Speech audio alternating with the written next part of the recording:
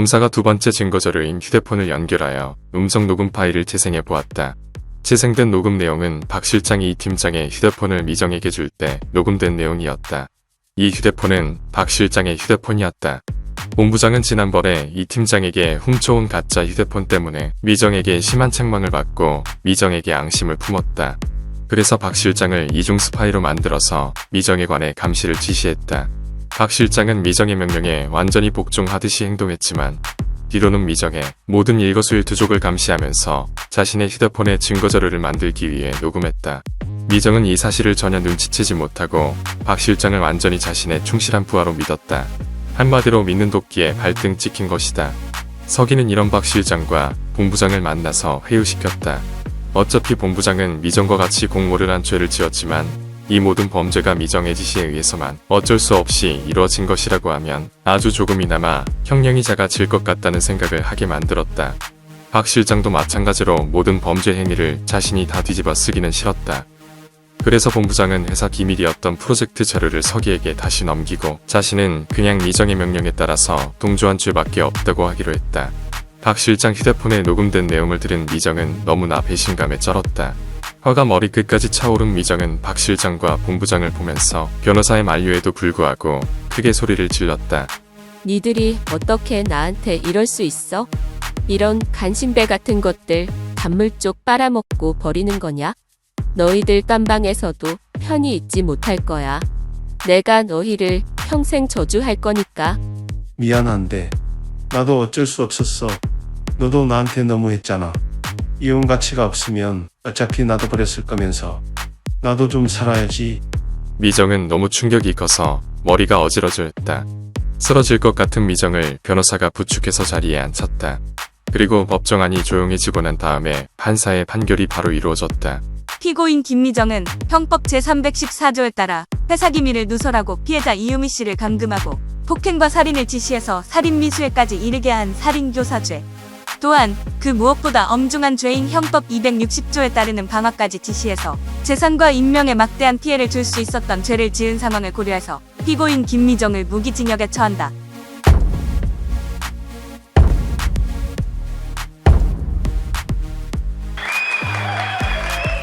이 팀장은 이제서야 안심을 하고 기쁜 마음과 그동안 고생했던 슬픈 세월들이 북받쳐 올라서 눈물을 흘리면서 서기의 등 뒤에 기대었다. 서기는 슬퍼하는 이 팀장을 위로하면서 이 팀장의 손을 꼭 잡고 말했다. 이제 다 끝났어요. 이제 아무도 이 팀장을 무시하거나 건들지 못할 거예요. 제가 이 팀장님을 오늘부로 공석이 되어버린 본부장 자리에 배정할 겁니다. 항상 제 옆에서 회사를 위해서 더욱 힘 써주세요.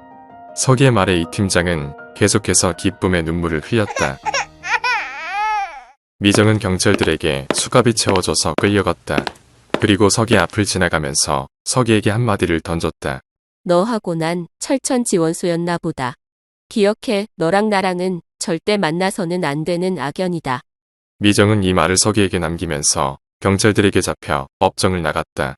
서기는 속이 시원하면서도 한편으론 뭔가 답답한 마음이 들었다. 그래도 20년 전부터 알고 지내면서 나름 정을 나눈 사이였는데 이렇게 원수같이 헤어지는 상황에 기분이 안 좋았다. 서기는 그날 밤 혼자 길을 걸으면서 생각을 했다. 만약 내가 여기 이 세상에 오지 않았으면 이전과 원래 이 세상에서 잘 살고 있던 내 또 다른 자신은 어땠을까? 서기의 생각에 똑같은 상황이 벌어졌을 수도 있겠지만 또 다른 상황의 일이 생겼을지도 모른다는 생각이 들었다. 그렇게 한참 동안 서기 혼자 길거리를 걷다가 문득 길거리 포장마차 저쪽 구석에 앉아있는 흰 모자를 쓴 남성을 발견했다. 그는 바로 서기가 이상한 꿈속에 들어오기 전에 편의점 옆 파라솔에서 만났던 남자였다. 그는 낮부터 거리를 떠돌아 다니면서 마치 서기가 그 자리를 지나가기를 바라듯이 그 자리를 계속 서성거리면서 맴돌았다. 그리고 잠시 앉아서 쉬고 있는 듯 했다. 서기는 단번에 그 남자라는 것을 눈치채고 그 남자에게 다가가서 말을 걸었다. 서기는 흰 모자 쓴 남자에게 말을 걸었다. 선생님, 저랑 구면이시죠? 제가 여기 세상으로 들어오기 전에 저랑 만났던 분 같아 보이는데요. 근데 좀 더 젊어지신 것 같아요. 자네 눈에 이제 내가 잘 보이나 보군. 맞아. 내가 자네에게 약통을 줬지. 자네가 한 단계 업그레이드가 되었나 보네. 내가 일부러 자네에게 접근해서 말 걸지 않아도 이렇게 자연스럽게 자네 눈에 보이는 거 보니 서기는 무슨 소린지 당최 알아듣기 어려웠지만 자신이 꿈속에 들어온 이유를 아는 것 같은 분위기로 말하는 모자 쓴 남자에 대해서 궁금증이 생겼다. 그래서 계속해서 질문을 했다. 제가 여기 꿈속에 들어오기 전에 선생님이 주신 약을 먹었거든요. 그 약을 먹고 바로 잠이 들었는데 여기 이 세상으로 왔어요. 어떻게 이런 일이 생겼는지 선생님은 아세요? 우선 이거나 좀 먹으면서 듣게 출출할 텐데 내가 사는 건 아니지만 많이 먹게. 자네에게 보이는 내 모습은 진짜가 아니네. 난 자네가 있는 어떤 세상에서나 어떤 모습이든지 존재하네. 그렇다고 자네가 아는 지식적으로 알고 있는 신은 아니야. 그냥 차원의 주파수를 관리하는 관리자라고 할까. 혹시 자네 멀티버스라고 들어봤나? 자네가 있는 인간 세계에선 지식적으로 다중 우주론이라고 칭하더군. 난 그런 멀티버스 차원 중에도 더욱더 발전된 차원에서 왔다네. 자네 꿈속 차원에서 내가 보인다는 건 자네가 이 세계에 와서 한 단계 업그레이드가 되었다는 것이네. 내가 준 알약통에 알약을 하나씩 먹고 자네가 깊은 잠에 빠질 때마다 자네만의 세상에 멀티버스 차원으로 빠지게 되지.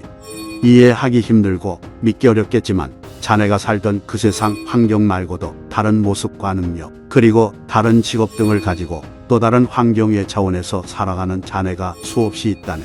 그 많은 자네의 모습과 환경을 가진 차원 중에 한 군데가 여기네.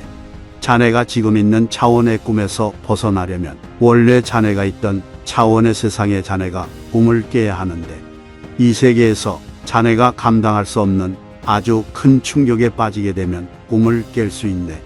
그런데 이런 차원의 세계를 자주 넘나들게 되면 조금씩 무뎌져서 잘 충격을 받지 않게 된다네. 자네가 꿈을 통해서 여기 차원의 세계로 들어오면 원래 여기에 있던 자네는 또 다른 차원으로 밀려나게 되네. 그렇지만 여기서 밀려난 또 다른 자네는 지금 자네처럼 원래 있던 자신의 세계를 기억 못한다네. 그냥 원래 자신이 그 세계에 오래전부터 있었던 것으로 인식하고 살아가지. 그렇게 자네만의 차원에서 서로가 다 도미노처럼 한 칸씩 밀려서 살아가는 거네. 하지만 자네가 꿈을 깨서 원래 있던 세상으로 돌아가면 그들도 모두 제자리로 복귀되어 온다네. 단지 자네는 모든 것을 기억하지만 자네 모습을 한 다차원의 그들은 기억하지 못하고 그냥 원래 모습처럼 살아가지. 대부분의 사람들이 그냥 못 느끼고 지나칠 수도 있는 부분인데 사람들 각자 자신의 삶을 열심히 살다가 가끔 자기도 모르는 세상에 있거나 일을 하고 있는 생뚱맞은 느낌을 받을 때가 있지. 그리고 자신이 처음 하는 일이고 처음 와보는 곳인데도 왠지 익숙하게 느껴질 때도 있지. 이런 현상이 바로 자신만의 멀티버스 세계를 순식간에 왔다 갔다 하면서 일어나는 현상이네. 사람들은 워낙 순식간에 일어나는 일이라 그냥 무시하고 지나쳐버리지만 자네는 틀리네. 그 모든 과정과 환경을 다 체험하게 되지. 왜 하필 저죠? 다른 사람들도 저처럼 왔다 갔다 할 수 있잖아요. 왜 저만 가능한 거죠? 그건 자네가 특별하기 때문이야. 내가 처음 자네를 만났을 때 성공하고도 남을 상을 가졌다고 했지. 자네의 두뇌는 멀티버스 차원을 넘나드는 주파수를 가지고 있네. 자넨 태어날 때부터 그렇게 주파수를 가진 채 태어났지. 하지만 그 주파수는 내가 준 약을 먹지 않으면 제대로 작동을 하지 않지. 그냥 일반인들과 다를 게 없이 평범하게 살아간다네.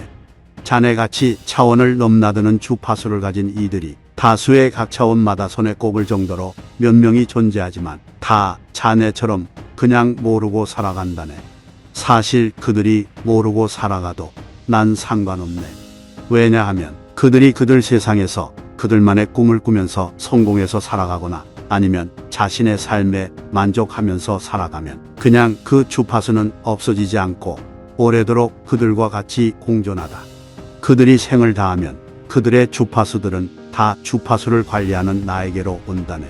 하지만 자네는 그런 주파수를 가진 두뇌를 가졌으면서도 제대로 인생의 희망을 가지고 살지 못했지.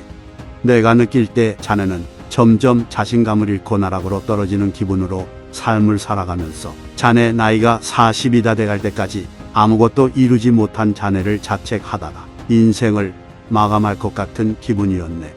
그렇게 되면 자네 두뇌 속의 주파수는 제대로 생존하지 못하고 중간에 사라지게 된다네. 그렇게 되면 내가 원래 받아야 할 주파수를 제대로 못 받게 되는 것이지. 그래서 자네는 자네 삶에 희망이 필요하다고 생각했네. 그 희망을 자네에게 넣어주기 위해서 약을 만들어 자네에게 준 걸세. 하지만 한 가지 약에 부작용이 있다네. 그건 바로 다른 차원에 있는 또 다른 자네가 차원의 칸으로 도미노처럼 자동으로 이동돼서 사라지고 그 차원에는 자네만 존재해야 하는데 간혹 부작용이 생겨서 둘 다 한 세계에 같이 존재하게 될 때가 있지. 자네가 제일 먼저 들어갔던 차원에서 그런 부작용이 생겼지. 부작용이 생기면 자네의 모습이나 환경 그리고 시간의 환경도 바뀔 수 있다네. 그래서 자네의 어릴 적 모습으로 보였던 것이네. 그래서 내가 그런 부작용을 겪는 자네를 꿈에서 깨우기 위해서 괴물 노변에 자네에게 보였다네. 자넨 갑자기 나타난 흉측한 괴물의 모습을 보고 감당할 수 없는 충격에 빠져서 그 자리에서 바로 기절하는 바람에 꿈에서 깰 수 있었던 거였네. 서기는 상당히 어렵고 난해하고 말도 안 되는 얘기를 듣고 있었지만 나름대로 이해가 되는 것 같았다. 그래서 또 다른 질문을 이어갔다. 모든 것이 완전히 잘 이해는 안 되지만 어느 정도는 알 것 같습니다. 그리고 하나 더 궁금한 게 있는데 이 세계에 왔을 때 제가 전혀 알 수 없고 해보지도 못했던 기술이나 기능을 자유자재로 쓰면서 행동할 수 있던데 그건 왜 그런 건가요? 예를 들자면 면허는 있어도 오토바이는 운전을 못했는데 아주 능숙하게 잘하고 휴대폰도 잘 고치고 또 원래 전 컴맹인데 해킹도 할 줄 알더라고요. 그건 내가 처음에 말했듯이 자네가 이 세계에 와서 업그레이드가 한 단계 돼서 그런 것이네.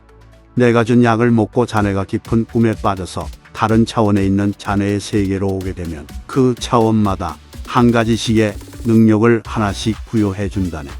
약의 부작용이 없이 정상적으로 자네 혼자만 이 세계에 남게 된다면 그런 능력을 받아서 한 단계씩 업그레이드가 된다네.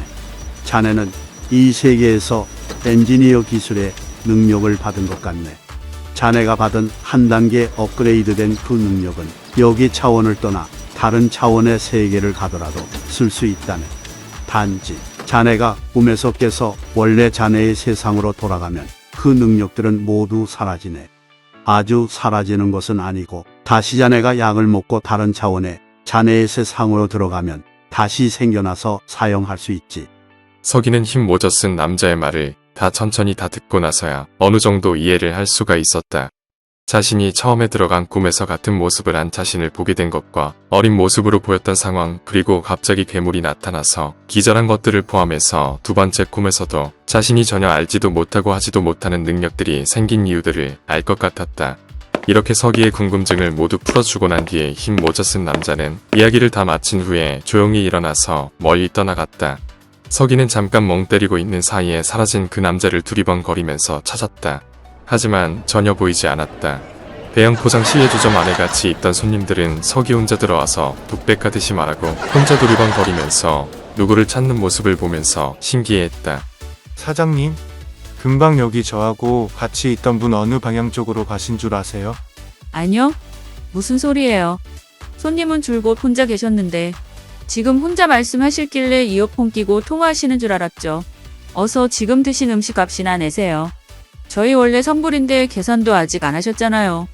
저는 손님이 알아서 하실 줄 알고 여태 기다렸죠. 서기는 고개를 갸우뚱거리면서 뭔가 울린 얼굴로 자리를 일어나 포장마차 주인에게 음식 값을 주었다. 이 영상은 클로바 더 빙의 AI 보이스가 사용되었습니다. 영상을 재밌게 보셨나요? 많이 부족했지만 재밌게 보셨다면 구독과 좋아요 부탁드립니다. 앞으로 더욱더 제가 먼저 말씀드렸듯이 웹소설 또 다른 나와 함께는 파트 1 24편과 아직 진행 중인 파트 2 12편이 블로그에 공개되어 있습니다. 유튜브에는 이 파트 1과 파트 2의 내용들을 좀 더 각색하고 재밌게 꾸며서 각 회차에 2편씩 합쳐서 올릴 예정입니다. 앞으로 더욱더 열심히 제작할 테니 기대해주세요. 그럼 좋은 하루 되세요.